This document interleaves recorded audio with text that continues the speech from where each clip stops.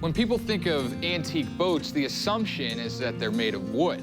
Let's face it, wooden boats have been around far longer than any other type. So by nature, there's going to be many more in circulation. But once the science of fiberglass made its way into the marine industry, the game changed. And much like cars of the 50s with their rear wings and lavish lines, the boats of this era were also quite radical because builders had an empty palette of fiberglass to play with. So let's take a little stroll down memory lane and into the world of classic glass. We've all seen at some point or another the process by which a motorboat is made, but who's ever heard of building a boat with rolls of paper?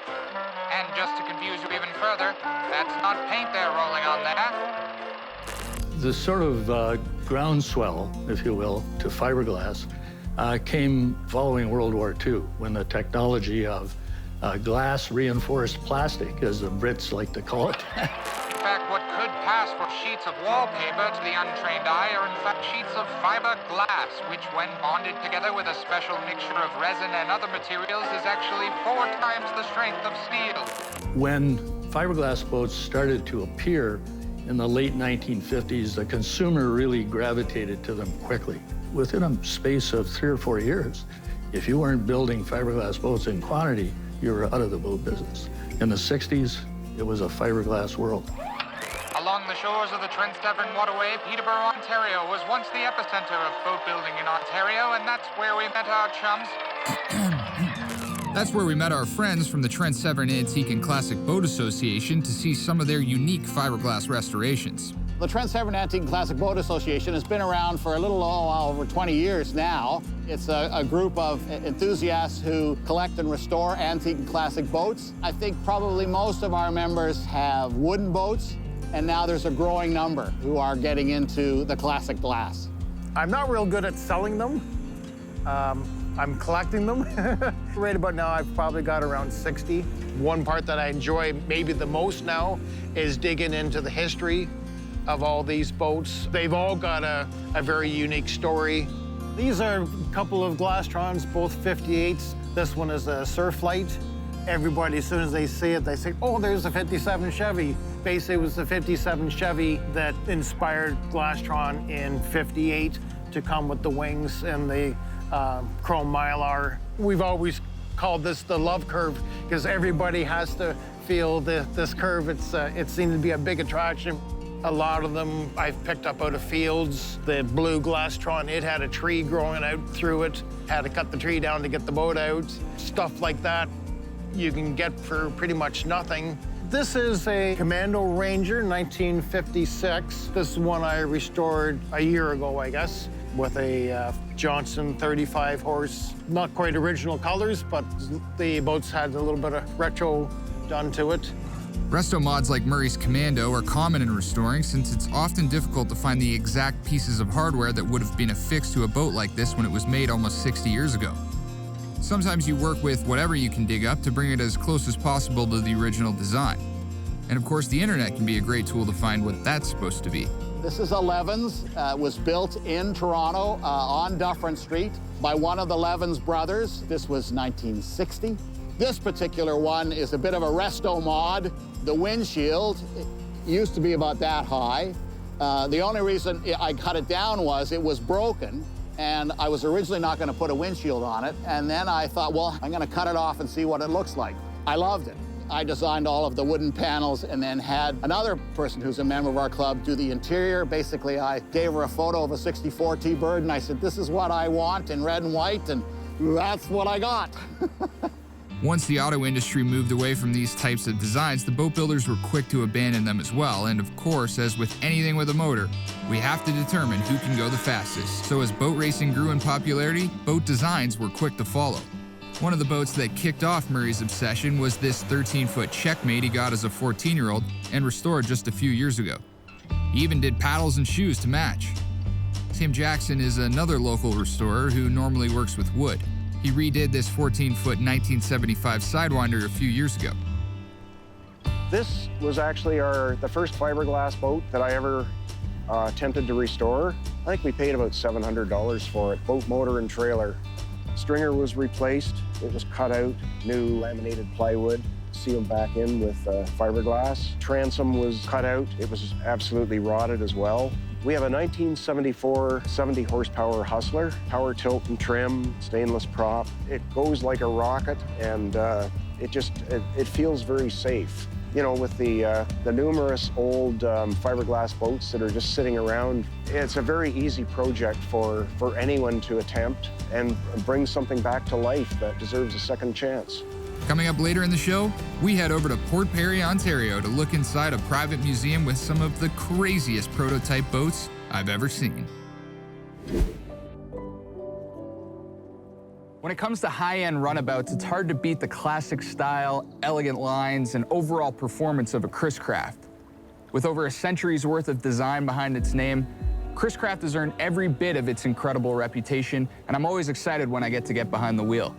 Today we're taking a look at this Launch 25 GT, a mid-size, multifunctional bow rider that just happens to be one of the most timelessly beautiful boats you'll see on the water. Chris-Craft's Launch GT line comes in 4 lengths up to 35 feet. Our 25 GT is 25 feet, 8 inches long, 8.5 feet wide, and weighs in at 6,260 pounds dry. Fiberglass hulls have obviously long ago taken the place of wood in Chris-Craft's lineup, but I've always been really impressed with the way its designers have a commitment to working in so much beautiful wood finish everywhere in their boats. Our test model here features the Heritage trim package, which comes with this beautiful teak inlay all the way around the gunnels to go with teak grab rails at the stern and beautiful mahogany worked into the dash and steering wheel.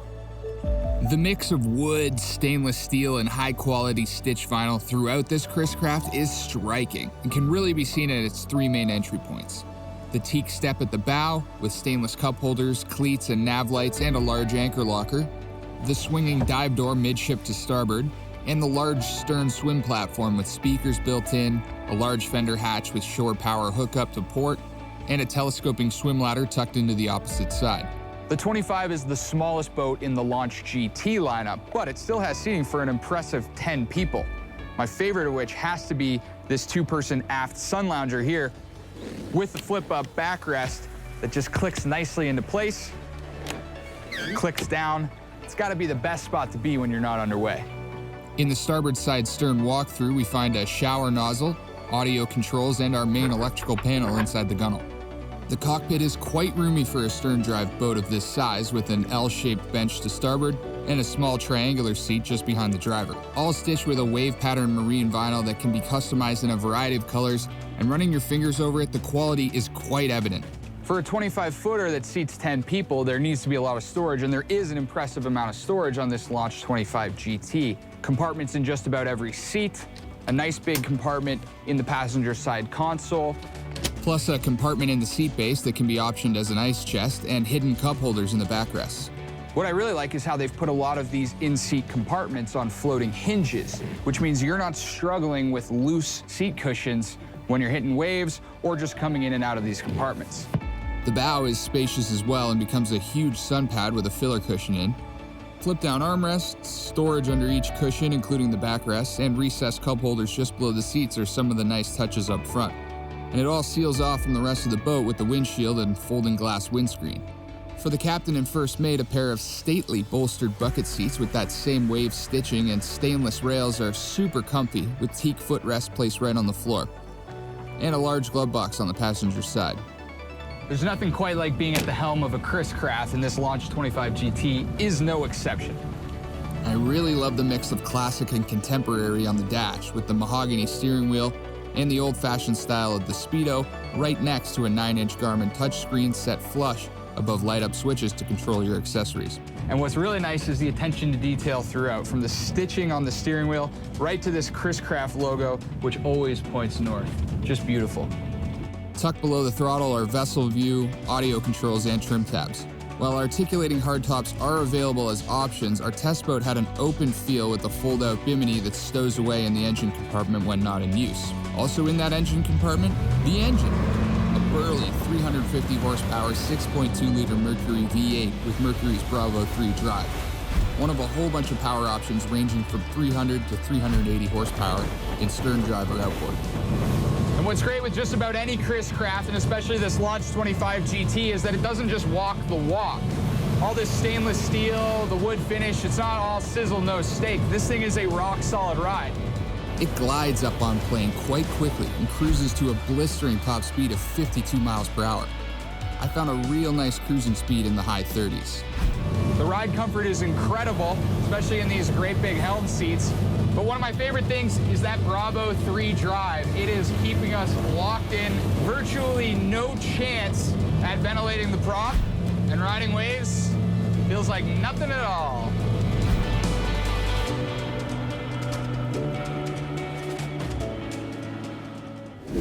Docking a boat can be one of the most intimidating aspects of boating. Even experienced boaters, when the winds pick up, can get a little bit nervous. With the help of our friends from Sideshift, we're going to show you how to install your own bow and stern thrusters as a DIY. You guys don't really cut any big holes in the boat. Well, there's not only no big or large holes, there's no holes below the waterline, which is really great for DIY because they're really nervous about drilling holes in their boat in the first place, and if you got to go below the waterline, it's even worse. All Sideshift kits come complete with 99% of the parts you'll need for installation. You will need to supply the 2-aught cable, of which length will vary from boat to boat, and your own battery. What kind of battery do they need? For all of our units, especially the single prop units, it's going to be 850 cold cranking amps each. For the bigger units with the double props, you got to have 2 batteries per unit. While this seems like a major undertaking, most people can install the bow thruster in less than 8 hours. Where would you start? What's the first thing you do when you get here? On all boats, doesn't matter whether they're 25 feet long or 50 feet long, the first thing I do when I get to a boat is I go down inside the bow of the boat, if I'm putting a bow thruster on, and really scope out where is everything going to come into the boat. Using this line here, I know that that is my water line. I know that I'm going to be a couple of inches above the water line for my bolts. Not to worry if you can't get access to the bolts. Sideshift supplies special anchors that can be epoxied in place from the outside. These holes for the V-strap need to be, I typically put them 2.5 inches above the water line. Pro tip number 2, to minimize gel coat chipping, start a pilot hole with a smaller drill bit and work your way up to 5/16. With the 2 V-strap holes drilled, run a bead of Sikaflex around the holes on the inside of the V-strap. Because the bolts go in on an angle, the V-strap will stay in place while you head inside to apply the nuts. I typically take my Sikaflex and put a bead of it around the base of the bolt on the inside, press the washer on. Now I have it sealed both outside and inside. Don't forget to add a small amount of the Worth anti-seize supplied in the kit to the stainless bolts before you tighten the nylock nuts. You want to make sure it's good and tight. You're going to see the Sikaflex oozing out. Now we have this unit in place, ready to mount the thruster. Before tightening the Chicago nut, double-check the top of the propeller blade is 5.5 inches below the waterline. Once the nut is snug and aligned, you must trim off the end of the bolt flush with the nut with a hacksaw so that the cover fits over nicely. To make sure this nut never comes loose, Pat likes to take a punch to burr the end of the nut. We know that our top hole is going to be in this vicinity here somewhere, so I come down 2 or 3 inches below that, and in this area here, I will put my holes for my cables. I generally put one a little higher and one a little lower, and then run my cables into the boat. While some chipping is certainly inevitable, it will all get covered with Sikaflex. With the holes drilled, simply push the wires through, seal with Sikaflex, and put the cover back on. Secure it at the top and bottom with the 4 screws provided before drilling the top bolt hole, making sure the drill bit goes straight in. Thread the bolt in and then spread Sikaflex around the hole before tightening the nut. This will help pull sealant through the hole when you tighten down the nut. On the inside, use the spacers and washer provided to help secure the bolt. Don't forget to use the provided anti-seize on these stainless parts. We're done. Now that the thruster is installed on the outside, the rest of the remainder of the work is done on the inside. I've got a place along this wall here that I can install the switch, the fuse, and the module, all in this order. You will have to source your own cables. It is essential that the correct type of marine-grade, tin-coated copper cables are used, and the maximum cable length guidelines are observed according to the gauge and the thruster model. Once cut, you will need to add lugs to all but 2 ends with the tool provided. The ground connection on the motor controller, and my ground wire will then attach to my ground on the battery, and the major wiring on this system is complete. The wiring diagram in the installation manual makes connecting the harness easy. The green and blue wires determine the direction of the thruster to port or starboard. We will test the thruster direction later, and if not correct, we simply swap the position of these two wires. I believe the last part is putting the joystick controller in place. There's a simple plug-in cord. We'll connect it to 12 volts and ground. That is it. And the customer today has asked to put it right here on the dash. A multimeter really helps when hunting for 12-volt power. I like using the cigarette lighter. It has a good, solid, constant 12 volts to it. Using the supplied power cable, connect the positive and negative to a 12-volt source under the helm. To connect to this existing 12-volt adapter, Pat simply crimped on a couple of piggyback push-on terminals. The best time to vacuum is right after drilling. You really don't want to track fiberglass dust all over the boat. To hook it up, simply pull the wires through the hole and plug into the back of the joystick. When you plug it in, you will hear a single beep. You can power it up, and you can now try it. Once you confirm the joystick will power on and operate the thruster, you just need to seal it in place with the supplied Sikaflex sealant. So that's about it. We're basically done. We are. How do we know when we push left, the boat's going to go to port, and when we push right, the boat's going to go to starboard? Well, you know what, John? I'm going to take you outside, and I'm going to show you how to fix that. All right, let's see. Starboard? And I'm wrong. Very easy fix. All you have to do to change direction of the propellers is simply switch the two small outside wires on the motor controller. And that is it for the bow thruster. Tune in next week to see us install the latest SS230 OB stern thruster. As far as I could tell, we had just scratched the surface of the history of fiberglass boats in Peterborough. I wanted to see some of these wild designs I kept hearing about. From our Field of Dreams, we headed west to an old chicken barn near Lake Scugog, now known as Wayne's World, to party on and check out Wayne Robinson's incredible collection. We're at Wayne's World in Scugog, Ontario, a grouping of my collection of boats, motors, signs, marine history, nautical antiques. I love the boats, I love the accessories and all the marine history that goes with it. The goal is just to continue curating. I think that's what I enjoy. A cornerstone of Wayne's display is his lineup of beautifully restored Aristocrafts, one of every model the Atlanta-based builder produced back in the 50s and 60s, which now earn him awards at boat shows on a regular basis. These Aristocrafts are finished so nicely that a lot of people mistake them for fiberglass. The transition for me into fiberglass just seemed natural because Aristocraft transitioned from wood in the very early 60s to fiberglass and discontinued making wooden boats. You know, from there, it's just the collection includes a lot of very unique boats. And inside Wayne's old chicken barn are some pieces that would have been considered quite unique and different in their day. Some that inspired a new wave of what's now quite normal. How it came about, I don't really know, but it is a Canadian-built boat called the Aqualoop, and it was built in Quebec. Interesting. In the early 60s. Well, they love their snowmobiling here, and you can see the influence in the cowling there. Including the steering setup. You know, looks like an early Sea-Doo, follows the lines of an early snowmobile. I saw this Ken Cat advertised on a website for an antique boat club.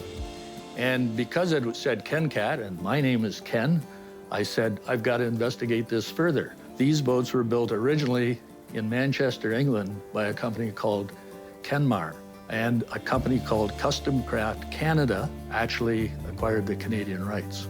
These are the fun things that we get to play with in this hobby of antique and classic boating. Among the beautiful and award-winning pieces, both wood and glass in Wayne's World, there's no shortage of fun. Like this one. Though he's unsure of the make, it's the same boat as one Wayne was given as a grade 8 graduation gift just a few years ago. I discovered the boat in Omimi at a restoration gentleman's place, John Hendren, who had a boat he wanted me to look at it in a field behind his barn. And it was upside down, he flipped it over. It's a boat that I've been looking for personal reasons for most of my life. For purposes of discussions, we're saying it was made by Munro Boats in 1960-61. It's subsequently been restored. We were able to find a motor that Ken Kirk had in his collection, the 12-horsepower Alto, which is the same motor that I had when I was 13 years old on Halliburton Lake. Now this one looks like some fun. This is an 80s boat built by Spidercraft Boats called the Water Spider. We have really been unable to find much information. It was made in Canada and supposedly in the Windsor area. I've run into a dead end as finding out more of it, but it's pretty unique. This is called a ski flea.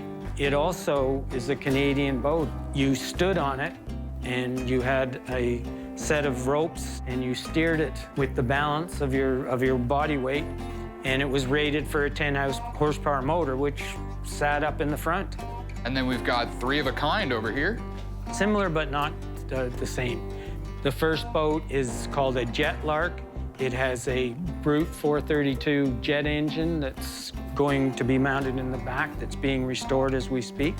The next one is called a Hydromite, and it has a 6 horsepower Johnson engine mounted in the front. You can see the propeller sticking out below. The third boat we're looking at is called a Sea Lark, built by a company called Tamco in Windsor. The information goes pretty dry after that. There's not much left. Unique designs of boats in that beginning of the fiberglass era. You know, early 60s, low production companies that have, disappeared. Well, Wayne, thank you so much for having us here at Wayne's World. It really is an impressive collection, and it's great that you guys are preserving the history of boat building, especially Canadian boat building, and maybe we'll come back in a couple of years when there's probably 10 or 12 new boats in here. More than welcome.